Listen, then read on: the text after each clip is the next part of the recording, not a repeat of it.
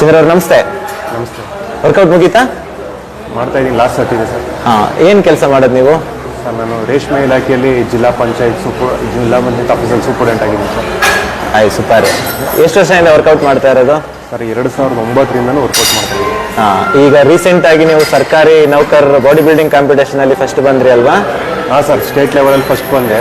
ಡಿಸ್ಟಿಕಲ್ಲಿ 2 sorry first place ತೊಗೊಂಡಿದ್ದೀನಿ. Next ನ್ಯಾಷನಲ್ಗೆ ಹೋಗ್ಬೇಕು ಅನ್ನೋದೊಂದು ಆಸೆ ಇದೆ. ಈಗ ಸ್ಟೇಟ್ ಇದೆ ಅಲ್ವಾ? ಮತ್ತೆ ಸ್ಟೇಟಿಗೆ ಸೆಲೆಕ್ಷನ್ ಆಗಿದೆ 2ನೇ ಸಲ ಸರ್. ಇದು ಸ್ಟೇಟ್ ಗೆದ್ರೆ ನೆಕ್ಸ್ಟ್ ನ್ಯಾಷನಲ್ ಇರ್ತದೆ. ಆಯ್ತು, ಸೂಪರ್, ಒಳ್ಳೇದಾಗ್ಲಿ. ಮತ್ತೆ ವರ್ಕೌಟ್ ಎಲ್ಲ ಹೇಗೆ ಮೇಂಟೈನ್ ಮಾಡ್ತೀರಿ? ಅದು ನೀವು ಒಳ್ಳೆ ಜಾಬ್ನಲ್ಲಿ ಇದ್ದೀರಿ ಸರ್. ಗೌರ್ಮೆಂಟ್ಗೆ ರೆಗ್ಯುಲರ್ ಆಗಿರೋದ್ರಿಂದ ವರ್ಕೌಟಲ್ಲಿ ಯಾವುದೇ ರೀತಿ ಸ್ಕಿಪ್ ಆಗಲ್ಲ.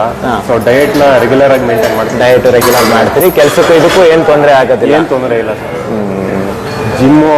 ಜಿಮ್ನೇ ಹಾಬಿ ಮಾಡ್ಕೊಬಿಟ್ಟಿದ್ದೀನಿ, ಅದರಿಂದ ಏನು ತೊಂದರೆ ಆಗಲ್ಲ.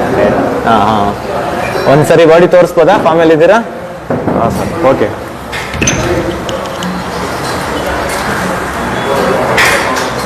ಸೂಪರ್.